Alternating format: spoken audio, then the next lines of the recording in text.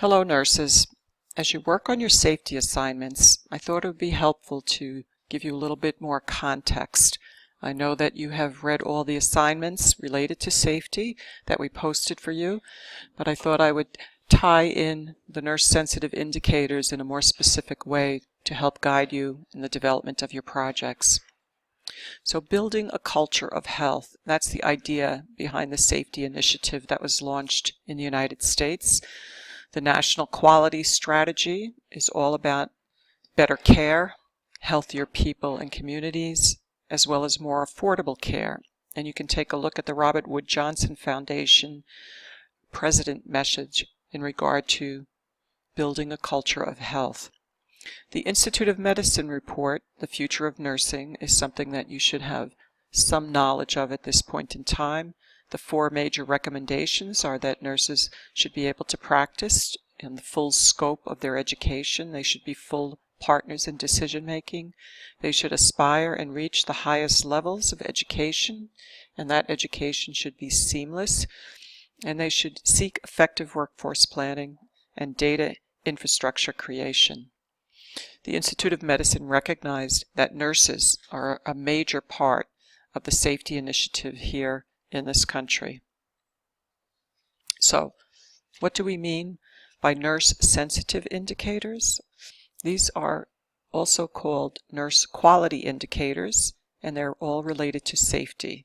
Nurses' regular and close proximity to patients, as well as their scientific understanding of care processes across the continuum of care, give them a unique ability to act as partners with other health professionals and to lead in the improvement and redesign of the healthcare system and its many practice environments. These include settings such as hospitals, schools, homes, clinics, and community and public health centers.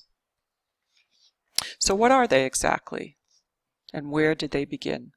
They go all the way back to Florence Nightingale in the time of the Crimean War, when she used statistical methods to generate reports where she correlated patient outcomes to the environmental conditions. And she was able to use that data then to argue and gain support for more nursing. Those indicators that capture care or its outcomes most affected by nursing care. That's the definition that the American Nurses Association gave to nurse-sensitive indicators in 1996. And they began a collaborative to build a database of nurse quality indicators. In 1998, this database was shared. It's referred to as the NDNQI, and it was established for acute care settings. They identified 10 initial nurse-sensitive or nurse quality indicators. And in 2000, they began a conversation about what would these quality indicators look like beyond the acute care setting.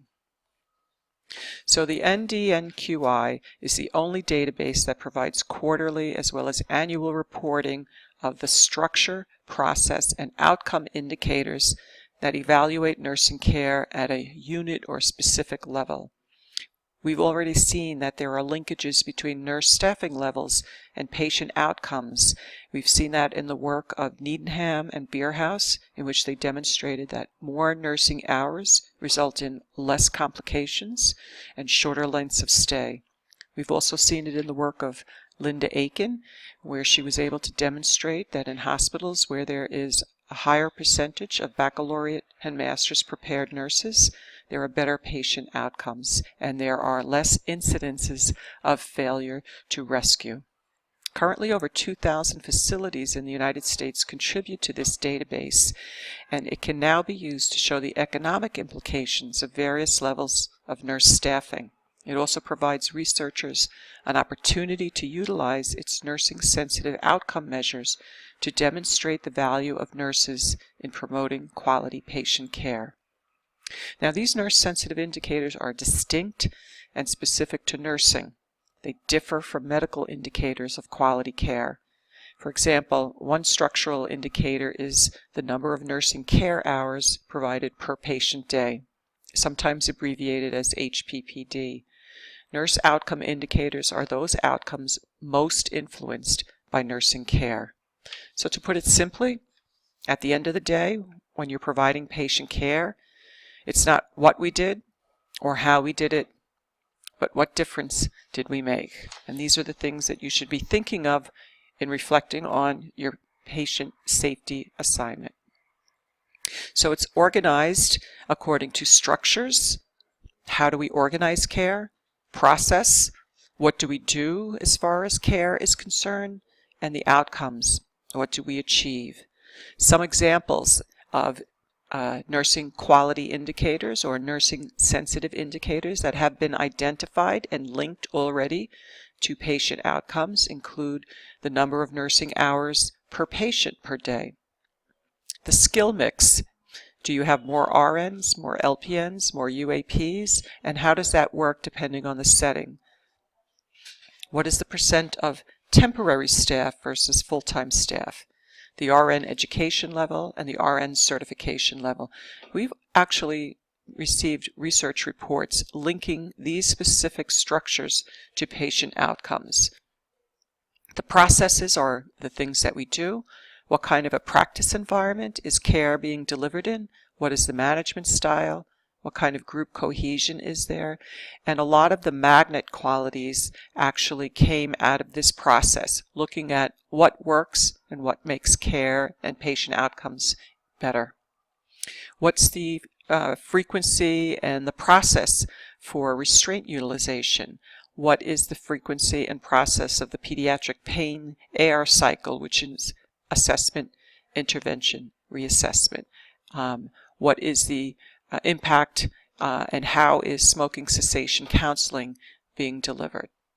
And the outcomes are the things that we achieve as far as the nursing outcomes. What is the frequency of nursing turnover? We know that it takes a lot of time and energy to invest in orienting a nurse, and that the more stable the nursing workforce, the better the outcomes are. So what are we doing in our practice environments to ensure that we have decreased turnover?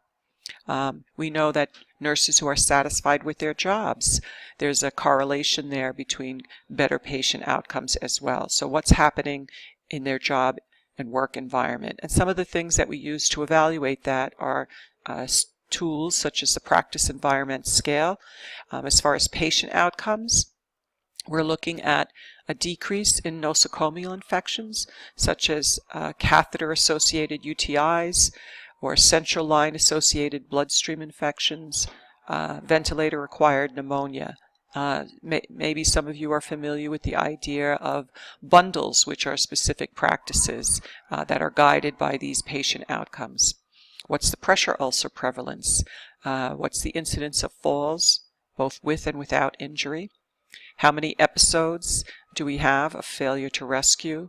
And what is the patient satisfaction level regarded to pain management, to overall care, nursing care, as well as their feelings of satisfaction with regard to the education they receive about their health? And some of the things that we use to gather this data include the Press-Ganey scores as well as electronic health record data. We have the capacity to be able to track and manage that now and set benchmarks. So what you haven't heard is how does this work in community-based settings? And many of you are doing your capstone projects in those settings. And so what I wanted to go over with you was how professional nurses use their knowledge and skills in community settings. And they do perform these processes. They delegate care, they do triage, medication reconciliation, they do health coaching, they do a lot of case management focused on chronic illness, they do transition management between settings, and they do practice management and staff supervision. And there's a focus on team leadership as well as quality improvement. What are we doing in our settings to improve the quality of health of the clients that we work with? Some of the outcomes that we see as a result of these processes include reduced ED visits, reduced hospital readmissions, cost savings, and improved satisfaction for patients, payers, as well as care delivery organizations because their dollars are going further. So, some of the nurse-sensitive indicators in the community that have been identified by the American Nurses Association as well as others include the following. I've highlighted in red the ones that I think might work for those of you doing your capstone projects. So such things as changes in symptom severity, and these include self-care management of symptoms related to pain and depression. What is the strength of the therapeutic alliance, the consistency of communication, the utilization of services, how many total hours of direct care, how many number of encounters, the more, the better as far as patient outcomes. What is the client satisfaction with the care that they received? Has it met their expectation? Risk reduction, and this is a huge one, especially for those of you working in community-based settings, especially with regard to tobacco use prevention or cardiovascular disease prevention. This is a huge, huge area, and it doesn't just have to focus on those two areas. The whole idea of risk reduction is a huge area in the community-based nurse-sensitive indicators. What's the increase in protective factors, such as the presence of a primary caregiver, their ability to be involved and active in the care of the person? What's the person's level of functional status? And this is going to relate to their risk for falls, their activities of daily living, as well as their ability to have positive social interaction. And soon to come, there's going to be some work done on population-focused as well as quality of life indicators. This is a whole new area of research, and the work that you are doing is actually groundbreaking. So, for your safety assignment, if possible, I recommend that you develop it from your capstone work. Use it to build towards that capstone.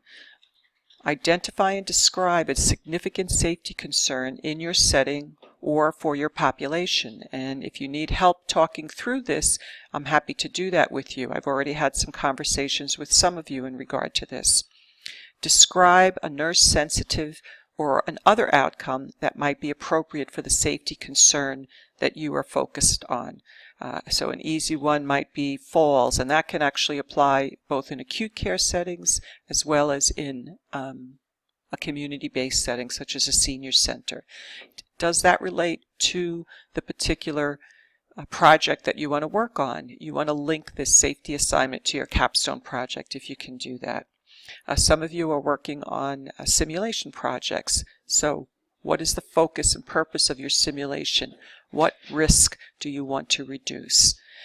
Describe an intervention related to the safety concerns. So for many of you working in community settings, health education is a great intervention that you can use. And this can be the part of your capstone project. So go back to your leadership course, go back to the plan, do, study, act, and that is a process that's used in many healthcare organizations when they are looking at how can we improve a particular outcome. Explain how you're going to evaluate the particular intervention that you're going to use. So if it's health education, how are you going to measure the impact of your education? You won't be able to see it over a long period of time, so what can you look at and evaluate in a short period of time? Describe how that intervention is related to a professional organization that's concerned with safety. So whether it's the Joint Commission or the National Patient Safety Movement, related back to one of their initiatives. As I said, many of you are doing some groundbreaking work in this area in the community-based settings, and you might want to consider these nurse-sensitive indicators for the community. Here's some of the references I used. Again, if you have any questions or concerns, please feel free to contact me, and I look forward to reading and reviewing your safety assignments.